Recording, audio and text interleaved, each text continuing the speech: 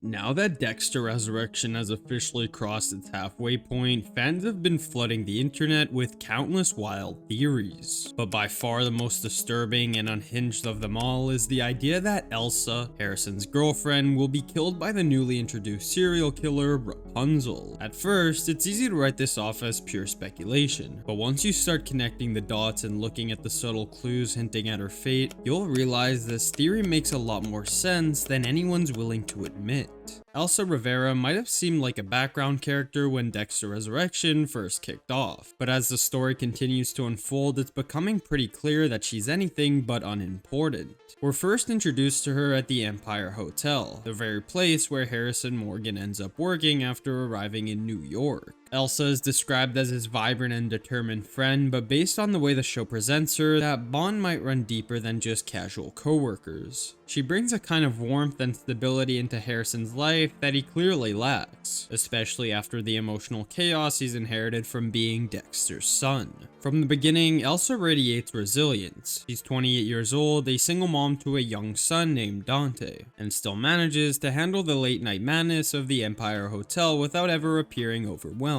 That kind of character setup, which is defined by strong, independent, and grounded qualities, often gets overlooked in a show filled with killers and chaos, but it's exactly what makes her feel real, and exactly why her death would hit so damn hard. The chemistry between her and Harrison is subtle, but meaningful. Elsa isn't just some romantic filler. She represents the first real emotional anchor into Harrison's life since he supposedly killed his father and soon after took out his first predator. She brings out a calmer, more thoughtful side of him. The way he looks at her, the moments of shared vulnerability between them, it all hints at something that could actually grow into a real relationship. Something actually normal. And in the world of Dexter, anything that resembles normalcy usually comes with an expiration date. The writers don't just drop characters like Elsa in for no reason. They introduce them to create stakes, to remind us of what can be lost, and to set up devastating emotional turns when the darkness inevitably creeps back in. That's why so many fans are starting to get nervous. Elsa's connection to Harrison is too emotionally grounded to be ignored, which makes her a prime target for the chaos that is beginning to swirl around them. She's tied to the hotel, which is becoming more and more relevant as the series progresses, and more importantly, she's tied to Harrison emotionally. That's what makes her valuable from a narrative standpoint. She's someone the audience and Harrison could actually care about, and that's exactly the kind of character who ends up paying the price when a killer like Rapunzel enters the picture. The moment Elsa stepped into the story as more than just a co-worker, she unknowingly stepped into danger, because in this world, the second you start to matter, you also become vulnerable. And Elsa, she's starting to matter more than anyone might have thought, which makes her the perfect target for someone like Rapunzel. Now, if you're not caught up, Rapunzel isn't just some throwaway side villain. He's one of Dexter Resurrection's most disturbing new antagonists, a killer who hides his depravity behind the mask of a proud suburban dad. By day, Al Jolly is the walking definition of wholesome. He's a heavy-set, middle-aged man with glasses, a tucked-in polo, and 4 kids. He cracks jokes, hugs his fellow serial killers at Prater's infamous dinner parties, and lights up the room with updates about his newborn daughter. But behind all that jolly energy is something far more terrifying, a man who strangled at least 18 women to death and cuts off their ponytails as trophies. What makes Al so unnerving isn't just the number of women he's killed, it's how disconnected he is from the horror of it. He doesn't fit the typical serial killer profile. He's not cold, brooding, or intimidating. He's cheerful, supportive, almost likable. And yet this man collects ponytails from his victims and brags about it like a badge of honor at serial killer dinners. He described his urge to kill as the need, a raw wave of aggression that builds inside him until it's released through the act of murder. That duality that ranges from the family man who brings joy to fellow killers and the monster who quietly strangles women in the shadows is exactly what makes him so dangerous, because no one sees it coming, and that's the kind of predator who thrives in Dexter's world. Even his motive is laced with deep psychological trauma. According to Mia Lapierre, Al's victims all wear their hair in ponytails, similar to his mother. She hints that his mother was abusive and left emotional scars that never healed. The ponytails are more than just trophies, they're symbolic. Al isn't just killing women, he's killing a memory, a piece of his past. And as twisted as that sounds, it gives his murders a dark emotional logic that makes him all the more believable as a threat,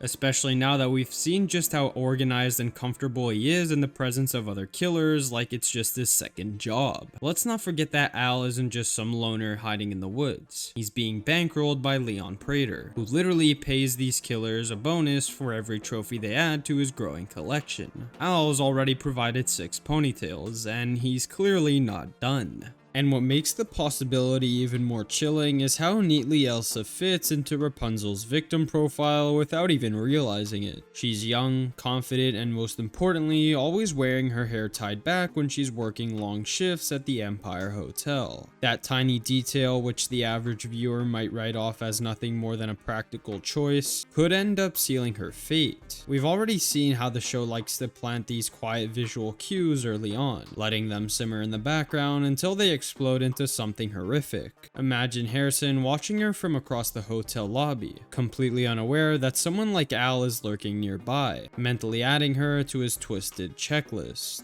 This isn't just a case of wrong place, wrong time. It's the kind of methodical, predatory hunting that Dexter's universe thrives on. And because Al hides behind that wholesome suburban dad facade, Elsa would never suspect him until it's far too late. That's the scariest part. She's grounded enough to survive the chaos of the Empire, yet completely unprepared for the kind of darkness that wears a smile. If the rioters do go this route, it wouldn't just shock Harrison, it would gut the audience as well. This brings me to the idea that Elsa is actually going to be his next victim, and there are a few ways this could play out. Besides the obvious connection to Disney princesses like Rapunzel and Elsa, there could be one scenario where Prater holds Harrison's girlfriend as leverage against Dexter, who has gone behind his back. And the reason why I say Harrison's girlfriend and not Harrison himself is because I believe Prater wouldn't go as far as to kill Harrison due to the potential he sees within him. After all, he is the Bay Harbor Butcher's one and only biological son. Another way this could pan out is that Al kills Elsa purely out of coincidence in regards to her being connected to Harrison.